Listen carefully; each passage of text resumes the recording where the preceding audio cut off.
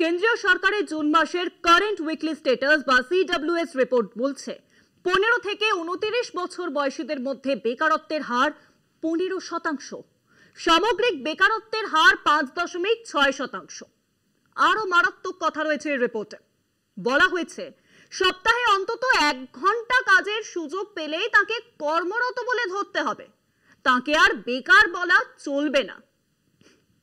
এভাবে কি দেশ চলে মোদিজি? আর কতদিন? জাদুকর নরেন্দ্র দামোদর দাস মোদি কর্মসংস্থানে চূড়ান্ত ব্যর্থতা ঢাকতে মরিয়া প্রধানমন্ত্রীর ভোজবাজি। কোনো কর্মপ্রার্থী সপ্তাহে অন্তত 1 ঘন্টা কাজের সুযোগ পেলেই তাকে কর্মরত বলে ধরতে হবে, তাকে আর বেকার বলা চলবে না। কারেন্ট উইকলি স্ট্যাটাস বা সিডব্লিউএস প্রক্রিয়াকে হাস্যকর এক ঢাল বানিয়ে মুখ বাঁচানোর মরিয়া এই চেষ্টা চালাচ্ছেন প্রধানমন্ত্রী। ব্যর্থতা ঢাকতে মরিয়া মোদী সরকার আষাঢ়ে গপ্প বাজারে ছেড়েছে।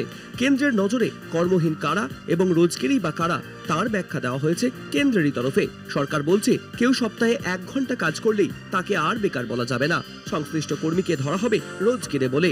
কর্মসংস্থানে চরম ব্যর্থতা ঢাকতে মরিয়া কেন্দ্রীয় সরকারের এই গোপন জাদুর খেলা প্রকাশ্যে চলে এসেছে।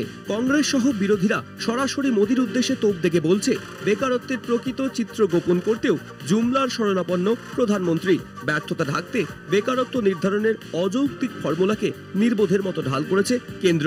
এদিকে সিএমআইই বা সেন্টার ফর মনিটরিং ইন্ডিয়ান ইকোনমির সদ্য প্রকাশিত রিপোর্ট বলছে এবছরের মার্চ মাসে শুধুমাত্র ভারতে 42 লক্ষের চাকরি গিয়েছে। হতাশার জেরে কাজের বেকারত্বের এই করুণ ছবি কেন আড়াল করছে কেন্দ্র?